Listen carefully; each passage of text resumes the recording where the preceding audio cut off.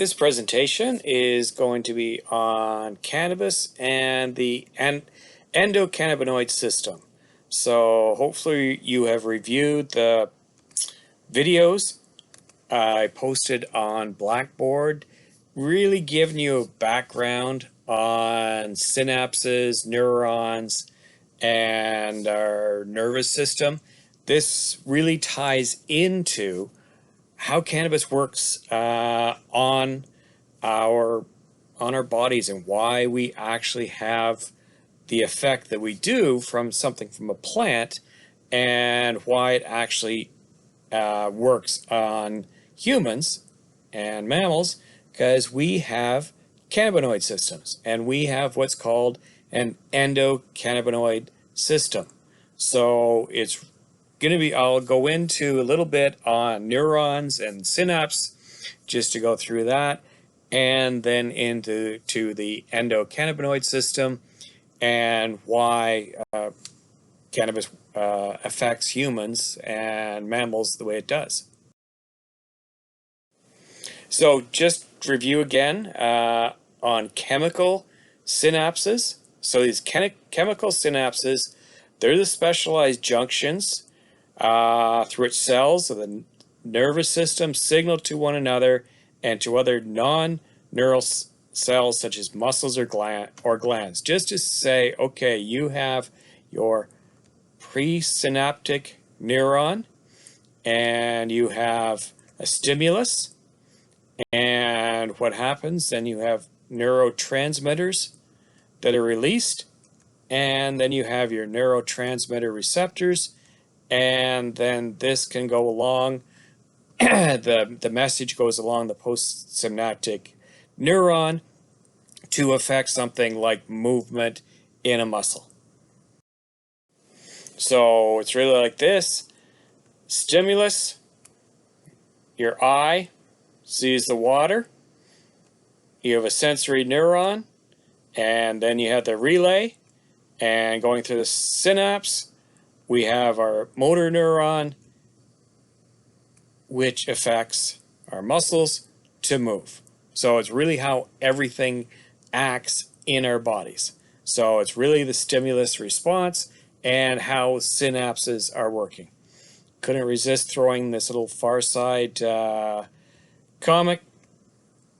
I'm sure this is way some of us are starting to feel, being self-isolated for this long, but I love this little one. Stimulus response. Stimulus response. Don't you ever think. Stupid amoebas. There we go. All right. So with chemical synapses, the big thing about the chemical synapses, for the most part, they're unidirectional. It goes one way. So you have your receiver neurons, you have your transmitter neurons, and you have the flow of the message along this way, and that's the most common type of synapse in the vertebrate, which we are in the vertebrate nervous system. Talking about this because it's a little different when you start talking about endocannabinoids and how they affect the nervous system. So with chemical synapse, you have the neurotransmitters, and then you have the receptor, and then you can have the flow of the message along. And you have the different kinds of neurons, similar to what was in the video by Mr. Anderson on Blackboard. So what this is showing is enlarged. There's your gap junction. The big thing is you don't have cytoplasmic continuity. So you have this synaptic cleft, this gap, and when you have this gap, you have to have neurotransmitters. And what this is showing is you have your neurotransmitters released, this chemical that is released, like acetylcholine, and then you have your postsynaptic neuro transmitters and receivers. So it's really about sending a message across so that you get the effect that you want. So acetylcholine, so these, you have the gap here between your neurons, and so the stimulating signal, like how does this signal get across? A lot of times it's in a chemical called acetylcholine, and so that is what's produced in the presynaptic neuron to the postsynaptic neuron, and acetylcholine is your messenger. Then you also have to have cholinesterase, acetylcholinesterase. So it's an enzyme. It ends in A's, so it's an enzyme. And this is how we get proper functioning. Humans, other invertebrates, insects as well. Because you need these signals to be discontinued after a while. So it actually breaks down the acetylcholine. You've had the effect that you want. You send a chemical signal, then you have the message travel along the neuron, your muscle moves, and you've got the water to your mouth. It stops. So that's why you need an enzyme to degrade the message you have, so it can degrade the acetylcholine. And so that's where it's important to have something like cholinesterase to say, okay, we've had the stimulus signal, okay, it needs to stop now, and the water is to our mouth, the glass of water is to our mouth, it needs to stop. So when you're looking at a typical synapse in our body's nervous system, and say where it's a muscle being directed by a nerve and you want it to move. So the electrical signal, nerve impulse, conducted by acetylcholine, it's across the junction and the muscle, stimulating the muscle to move. After the muscle has moved and you've accomplished what you want, cholinesterase is released, breaks down the acetylcholine, terminating stimulation of the muscle, and done. If acetylcholinesterase is unable to break down or remove the acetylcholine, the muscle can continue to move uncontrollably, and that's where we can have neurological problems.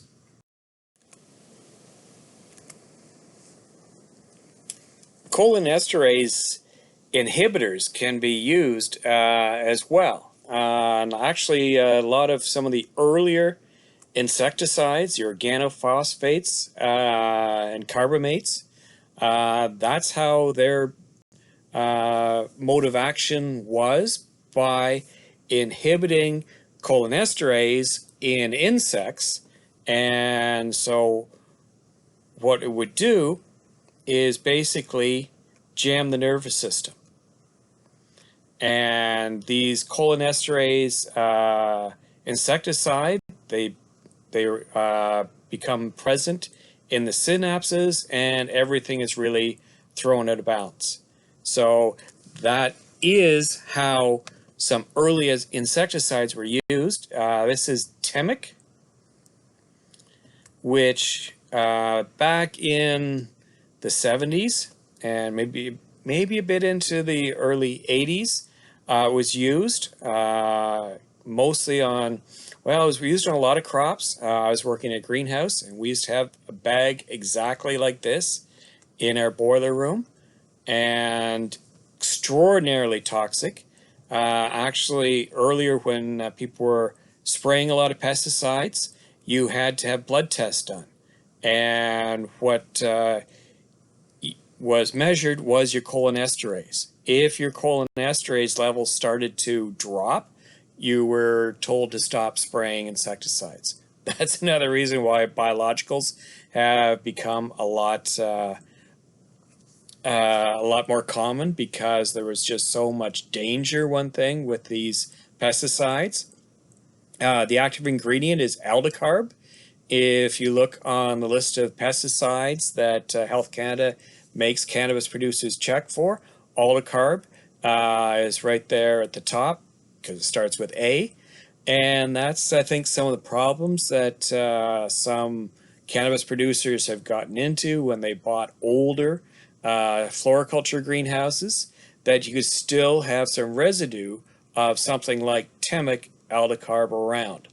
I still remember back in, I believe, in the 80s, I was on a tour of a rose grower in the Burlington area, and he was really going on and on about how he didn't like to use pesticides. He didn't use any herbicides. He just pulled out the weeds, and you walked in his boiler room, and there was enough Temic in there to likely kill the population of Canada at the time. Temic was being pulled off the market, and so he had stocked up. It was one of those, I still remember that, just about falling on the floor, seeing the amount of Temic in his boiler room.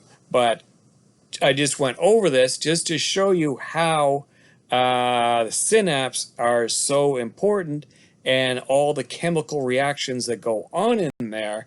Everything needs to fire because that's how cholinesterase inhibitors, they're used as insecticides. So the electrical impulses can fire away continuously unless the number of messages being sent through the synapse is limited by cholinesterase. So if you have repeated unchecked firing of the electrical signals due to a lack of cholinesterase, it can control uncontrolled twitching of some muscles. If you've ever seen some insects that have been sprayed with pesticides, you will notice they'll start to twitch. And a lot of times it is due to the cholinesterase inhibition. It'll paralyze their breathing and then death. Very effective, but environmentally and also for human health, not good. Understatement of the year. So, now moving on to the endocannabinoid system. So, it's kind of opposite. It's called the endocannabinoid system because this is where phytocannabinoids attach onto, but cannabinoids were discovered before the human endocannabinoid system, so it was actually named after cannabis. So, and it consists of endogenous cannabinoids, which are called endocannabinoids, and the receptors. And we found that there are two. There's CB1 and CB2. And as you can see, the CB1 is more in the brain. You do have some CB2 in the brain, but a lot of it's in the immune system. And so it's in the gut, kidneys, pancreas, as you see there, immune system. So it's more spread out through the whole body, whereas CB1 is a lot more in the brain, and it's affecting more things like that: motor control, thinking, appetite, memory, so, and pain perception. THC, discovered back in 1964 by Ganoli and Rafael Mechoulam. So they really found out, no one really knew why until then did cannabis affect people. And they're the ones that discovered THC, and there you get the scientific basis for the properties of cannabis. But still didn't know how and it affected. So, as I said, that how it affected the body, they didn't know. It took another 20 years before the endocannabinoid system was discovered. And this was discovered in 1986. And they found the distribution of these receptors in the brain was consistent with the effects of THC. So the question was asked, why? why does the brain have receptors for something that's derived from a plant? So, logically thinking, the brain must produce chemicals similar to THC and other cannabinoids. So, Michulin's group discovered anandamide and 2-AG in the 1980s. These are the endocannabinoids that have been discovered. Or there are actually more, but the two major ones are 2-AG and anandamide. So, anandamide, it's called the bliss molecule. And it's named after the Sanskrit word ananda, which means joy, bliss, or happiness. And it's synthesized by the human body. Synthesize areas of the brain that are important for memory, motivation, higher thought process, and movement control. So we are actually producing these, and these attach onto our endocannabinoid system. So, and as I was saying earlier, they're called endocannabinoids because they act on the same receptors as THC. And so we have two, the CB1 and CB2. And as I was saying, primarily CB2 is associated with the immune system and why people with chronic pain and other chronic diseases, they can get relief by having cannabis. And not totally known which cannabinoids are best. A lot has been talked about the entourage effect and why synthetic cannabinoids are usually not as good, because you have a mixture of cannabinoids and they're all working on your cannabinoid system. And as you can see here on your presynaptic nerve cell is your there's a CB1 endocannabinoid receptor, and here, and they're saying on a pre-inflammatory, a CB2 receptor. So they're produced on demand and are liberated in a couple of rapid steps, and then they're released into the extracellular space. And what they have found with CB2 receptors, they appear to be highly inducible. So expression in CB2 increasing, the number you can induce the receptors up to 100-fold following tissue injury and during inflammation. So our body has a natural reaction to injury, inflammation, and so you've got the inducible feature of the CB2 receptors. So just showing again that 2-AG being produced and it put into the intercellular space, and then going to endocannabinoid receptors. And again, you see it's on the synaptic neuron. And there you have your cannabinoid receptor. And so you can have phytocannabinoids from plants and also our endocannabinoids, both working on the cannabinoid receptor on the presynaptic neuron. Because normally that's the way the messages flow from pre to post via neurotransmitters. So, how does this work? So typically, as I was saying, the neurotransmitters are released from a neuron, travel across the synapse, attached to specific receptors on the postsynaptic neuron. This spurs the receiving neuron interaction, triggering a set of events. The message is passed along, such as causing movement in a muscle.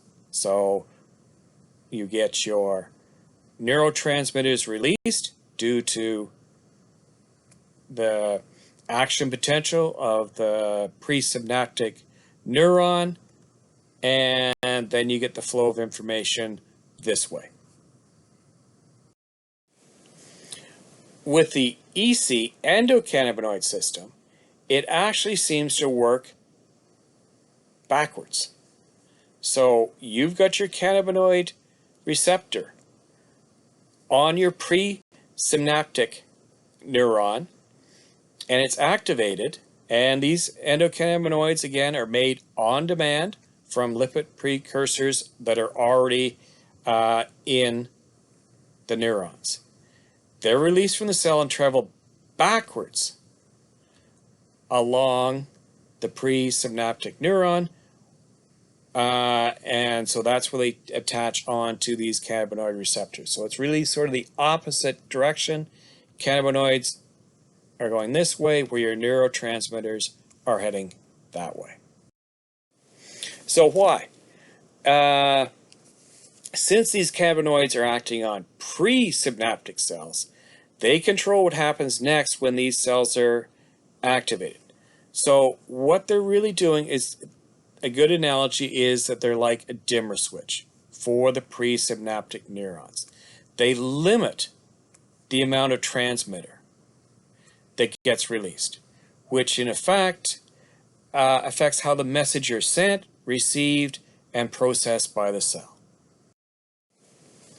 So the cannabinoids are acting CB1 and also CB2, and they inhibit neurotransmitter release. Why? Why is this important? So cannabinoids and anxiety. Endocannabinoids, they naturally act to protect recovery from stress, reduce anxiety, dampen the rumination. Why are we always thinking over emotionally adverse memories? That's why cannabis use can be used in stuff like PTSD. They attempt to compensate for perhaps an endocannabinoid deficit. So the endocannabinoids, they can work as a dimmer switch so that we're not getting as much neurotransmitter release. And so what it's actually trying to do is reduce our stress, reduce anxiety, and reduce our rumination over things, going over things over and over again in our mind.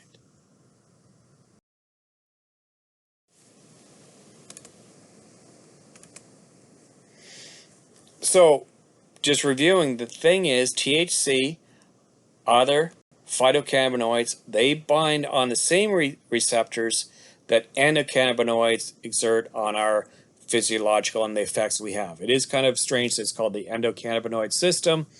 It's just that cannabinoids were discovered first, and then we discovered that, oh, we have actually a system in our bodies to reduce stress and to basically let us process information, especially stressful information, in a better way.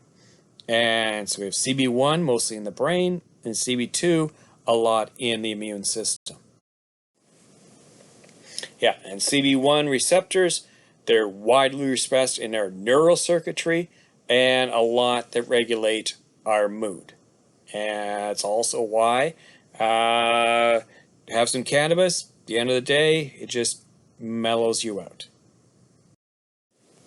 CB2, a lot in the immune system and helping a lot, especially with inflammation.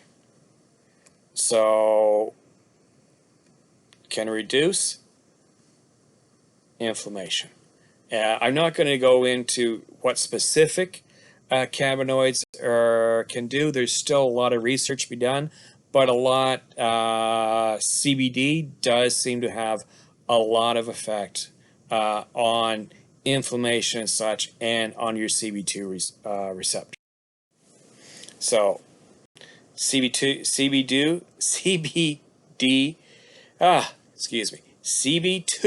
receptors and pain. So they can modulate acute pain, inflammatory pain, post-surgical pain, cancer pain, nerve damage. And that's why cannabis can really be researched a lot now to see how it can be used in a lot of pain medication instead of using something like Oxycontin, as we all know the horrible side effects of that. So just a quick review on the cannabinoids. So phytocannabinoids, phyto meaning plant, and so the phytocannabinoids, you get THCA, CBDA, CBGA, CBCA. These are the acid forms. They need to be decarboxylated in order to become active. So once you have decarboxylation, then you get the active forms of, say, THC, CBD, CBG, and CBC. So we've gone over this a bit in the terpene lecture. Alveolic acid, adrenal pyrophosphase, and then you get your main precursor, CBGA. When we did our organic trial in the bunker, we did find fairly high levels of CBG because that is the precursor to THCA and CBDA, because you have plant enzymes, synthases, and they convert your CBG into THCA and CBDA, the acid form. Decarboxylation, it has to be decarboxylated, and a lot of times with heat to make it into a form that's actually active. So you get your THCA, you evolve CO2 with heat, and that's your THC, and that's your psychoactive compound. So types of cannabinoids, endo, that's what we naturally produce. Anandamide and 2-HE in the brain and the body. Phyto, plants, and all the amounts that are produced by cannabis. And then you get this synthetic cannabinoids from the lab, which really finding usually are not as good as the phytocannabinoids. Again, this entourage effect. We don't know what one single cannabinoid is doing, because a lot of times it's much better when you have a lot of the cannabinoids and how they're affecting your endocannabinoid system. So, location, they found in rodent brains. Most of the CB1 is in different places, basal ganglia, their cerebellum, hippocampus. Big thing is not in the brainstem. The brainstem regulates autonomic functions such as breathing. THCs and the cannabinoids are not affecting the brainstem. That's why there are no deaths from cannabis, because it's not affecting the brainstem. So, just thought I'd do a little comparison with alcohol. And we know about alcohol's feel-good effect. PT scans show that alcohol releases endorphins, and that bind to our opiate receptors, and also acts on our neurotransmitters, GABA, glutamate, and dopamine. And it's alcohol's activity in the dopamine site in the brain's reward center. It gives us the pleasurable feeling, and that's what motivates a lot of people to drink in the first place. At the end of the day, have a glass of wine and chill. How it starts to work, first goes to the cortex. that can cause some confusion, lowers inhibition, and unfortunately leads to karaoke. Next, it hits the cerebellum. That's your movement and balance, and if it's bad enough, you get the faceplant. And alcohol can affect the brainstem, induces sleep, can cause irregular breathing, and even seizures. With all the hype about cannabis and how I went through last time in the last lecture with the Schaefer Commission, and they actually found that cannabis really wasn't that bad, but alcohol, it had been accepted, but there's actually many deaths from alcohol because it actually affects the brainstem, whereas cannabis does not. So just to wrap it up, we really are on the cusp of endocannabinoid system research, with cannabis being an illegal drug for so long in many parts of the world, that we're starting to get a lot more research. And then this entourage effect, is it a single cannabinoid, or is the entourage effect of other cannabinoids plus the terpenes? So there's still a lot to be discovered, but it's very interesting how we have selected this plant, and due to the fact that the cannabinoids within the cannabis plant attach onto our receptors in our brain, in our immune system, and it causes positive effects for humans. So that will conclude this lecture, and there's a few more videos on Blackboard I put up there, the endocannabinoid system and such. Good to look at if you want to see a little bit more about this.